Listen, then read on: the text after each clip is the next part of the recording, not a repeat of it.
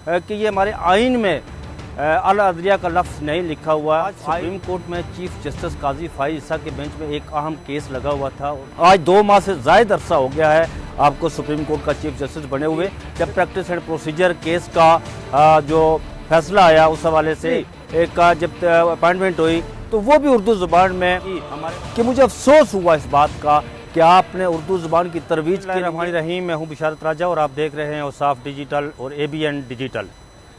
नाज़रीन, आज supreme court में चीफ जस्टिस काजी फाइज ईसा के बेंच में एक अहम केस लगा हुआ था और केस था ज़मानत का।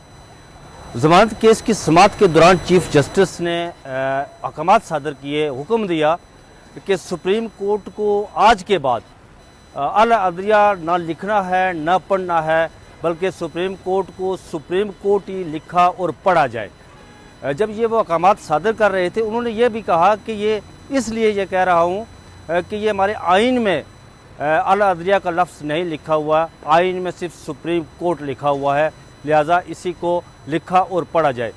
जब चीफ जस्टिस साहब ये अहकामात सादर कर रहे थे तो उस वक्त वहाँ पर बैठे हुए मेरे जहन में बहुत सारे सवालात उठ रहे थे कि हमारा कहा गया तो हमारी ज़ुबान जो है वो कौमी ज़ुबान उर्दू है।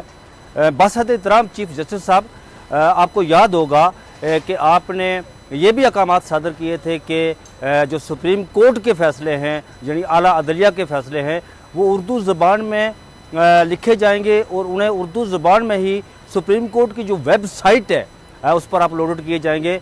और आपने ये माजी करीब में ऐसा किया भी जब प्रैक्टिस एंड प्रोसीजर केस का जो फैसला आया उस हवाले से। उसके बाद जब आपने जो सबसे पहले जो काज लिस्ट जारी हुई वो भी उर्दू ज़ुबान में आपने जारी करवाई, अपलोडेड हुई। उसके बाद जब सुप्रीम कोर्ट के रजिस्ट्रार और सेक्रेटरी का जब अपॉइंटमेंट हुई तो वो भी उर्दू ज़ुबान में हमारे सामने आई, हमारे पास उर्दू ज़ुबान में आई। आप उर्दू ज़ुबान की उसकी अफादियत को, उर्दू ज़ुबान की अहमियत को समझते हुए आपने ये बड़ा अच्छा आपका स्टांस था इस हवाले से कि उर्दू ज़ुबान को फ़रोग़ दिया जाए और उर्दू ज़ुबान पर काम किया जाए। लेकिन बसहद एहतराम आज पता नहीं ऐसा क्या हुआ कि एकदम से आपने कहा कि सुप्रीम कोर्ट का लफ्ज़ ये आइन में नहीं लिखा हुआ। अगर आइन की बात करें तो आइन में और भी बहुत सारी चीज़ें लिखी हुई है, जिसमें मुल्क में असम्बलियों की तहलील के हवाले से भी लिखा हुआ है कि 90 रोज़ के अंदर इंतखाबात होने हैं। इज़हारे जो आपका इज़हारे राय है उसकी आज़ादी के हवाले से भी लिखा हुआ है। जो बुनियादी इंसानी हकूक़ है उनकी वायलेशन जब की जाए तो उसके हवाले से भी सज़ा और जज़ा का तयन उसके हवाले से भी लिखा हुआ है। इसके अलावा और बहुत सारी चीज़ें लिखी हुई हैं। लेकिन एक बात जो आपने सुप्रीम कोर्ट के हवाले से कही कि इसको अला अदलिया लिखा जाए और पढ़ा जाए, तो उर्दू ज़ुबान में हमारी कौमी ज़ुबान उर्दू है। मुझे यहाँ पर एक याद आ रहा है कि जोश मिली आबादी जो है वो एक बड़े हमारे नामवर स्कॉलर थे पाकिस्तान के और नेहरू से उनका बड़ा अच्छा तल्लक था।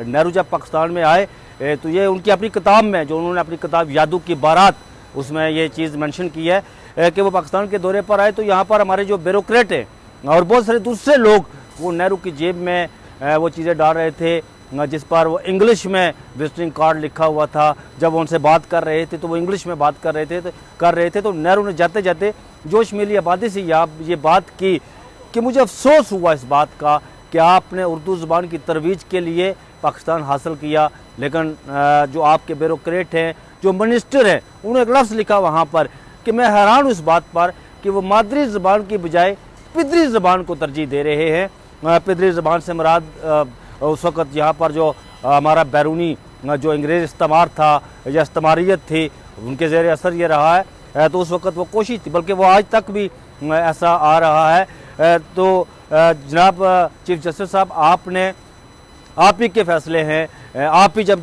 जहाँ भी जाते हैं बात करते हैं तो कहते हैं कि उर्दू की तरवीज की जाए। उर्दू हमारी कौमी ज़ुबान है। हम अपना जो अबलाग हैं वो उर्दू ज़ुबान में बेहतर कर सकते हैं। हम अपना मैसेज जो है, पैगाम जो है, उसकी कम्युनिकेशन जो कम्युनिकेट जब किया जाता है तो वह उर्दू ज़ुबान में करते हैं। और ये भी आपने ही फरमाया था कि पाकिस्तान में इंग्लिश ज़ुबान समझने वाले बहुत ही कलील तादाद में 2, 4, 5% हैं और हमारी जो 95% जो पॉपुलेशन है हमारे मुल्क की वो उर्दू ज़ुबान समझती है, उर्दू ज़ुबान बोलती है। और उर्दू ज़ुबान पढ़ती है। लेकिन आज आपने एक कहा कि सुप्रीम कोर्ट उसको लिखा जाए, पढ़ा जाए, क्योंकि आइन में ये चीज़ नहीं लिखी हुई है। तो आइन में और भी बहुत सारी चीज़ें जो मैंने डिस्कस की है वो लिखी हुई हैं। मुझे यहाँ पर अब्दुल्ला हुसैन का अब्दुल्ला हुसैन की बात याद आ रही है, जो उन्होंने अपने नावल अदास नस्लें में इसका तज़किरा किया कि इंसान तज़ादात का बोझ उठाए ज़्यादा देर चल नहीं सकता। तो मुझे ऐसा क्यों पता नहीं फील होता है कि ये तो जो तज़ादात का मजमूआ है ये इंसान के अंदर नहीं होना चाहिए। मैं ये आपको नहीं कह रहा कि इस तरह का है, लेकिन बहुत सारे जो फैसले इस वक्त, आज 2 माह से ज़ायद अरसा हो गया है आपको सुप्रीम कोर्ट का चीफ जस्टिस बने हुए, लेकिन हमारे सामने जो बहुत सारे फैसले आते हैं, रिमार्क्स आते हैं, कभी आप कहते हैं कि लफ्ज़ साहब ना लिखा जाए अफसरों के साथ, कभी कहते हैं मुअज़्ज़ज़ जज ना लिखा जाए। तो बहुत सारी ऐसी चीज़ें हमारे सामने आती हैं जिसका मैं समझता हूँ कि ये अच्छी बात है, चले इसकी वज़ाहत तो करनी चाहिए, लेकिन हमारे मुल्क में बुनियादी इंसानी हकूक़ की भी वायलेशन हो रही है, इज़हार पर भी पाबंदी है, उसके अलावा और भी बहुत सारी ऐसी चीज़ें हो रही है। जब इनके हवाले से आप सच बोलने के हवाले से भी बड़ा रिमार्क्स देते हैं, और सच बोलने के हवाले से जब कोई वकील आपकी अदालत में खड़ा होकर कहता है कि आजकल के हवाले से कि आजकल सच बोलना बड़ा मुश्किल है, तो उसको आप चुप करवा देते हैं। फिर आप कहते हैं कि नहीं, उस वक़्त की बात छोड़े, आप आज की बात छोड़े, आप उस वक़्त जो है वो उस वक़्त का सच बोले। सच तो हर दौर में भी बोला जाता है, जो ख़ास का तल्लुक़ माजी से हो, ख्वाह उसका हाल से तल्लुक़ हो, ख़ास उसका मुस्तकबिल से तल्लुक़ हो। वो कहते हैं कि माजी ख्याल है, मुस्तकबिल ख्याल है, हाल हकीकत होती है, और हाल को जानकर उस मुस्तकबिल की राह का तयन किया जाता है। मुझे दीजिए इजाज़त, अपना बहुत सा ख्याल रखिएगा। अल्लाह हाफ़िज़।